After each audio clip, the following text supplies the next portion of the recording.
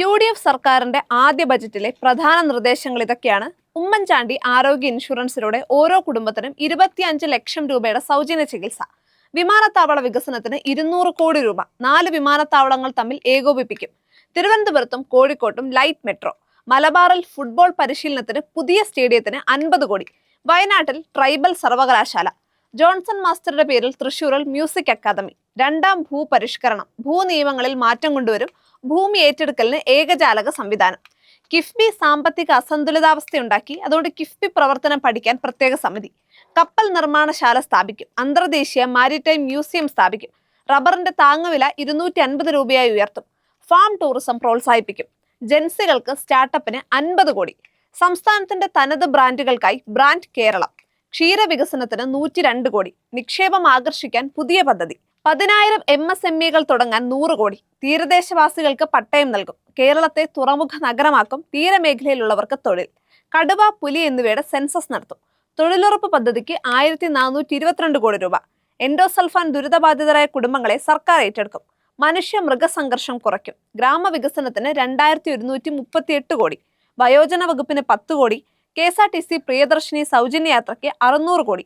മത്സ്യത്തൊഴിലാളികൾക്ക് ഭവന പദ്ധതി, മണ്ണെണ്ണ സബ്സിഡി. ഗതാഗത മേഖലയ്ക്ക് 1578 കോടി. Kerala knowledge Valley. വിദേശത്തേക്ക് കുട്ടികൾ പഠനത്തിന് പോകാതെ കേരളത്തിൽ തന്നെ പഠന സംവിധാനം ഉറപ്പാക്കും. സഹകരണ മേഖലയ്ക്ക് 114 കോടി. പട്ടികജാതി വികസനത്തിന് 2979 കോടി.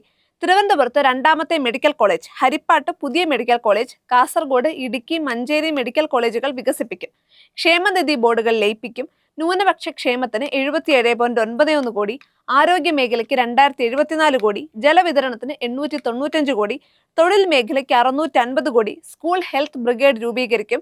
ശബരിമലയും ഗുരുവായൂരും തിരുപ്പതി മോഡലിൽ കൊണ്ടുവരും. നഗരവികസനത്തിന് 997.88 കോടി. ഓപ്പറേഷൻ തൂഫാന് 10 കോടി. സ്ത്രീ സുരക്ഷാ പദ്ധതി അവൾക്കൊപ്പം.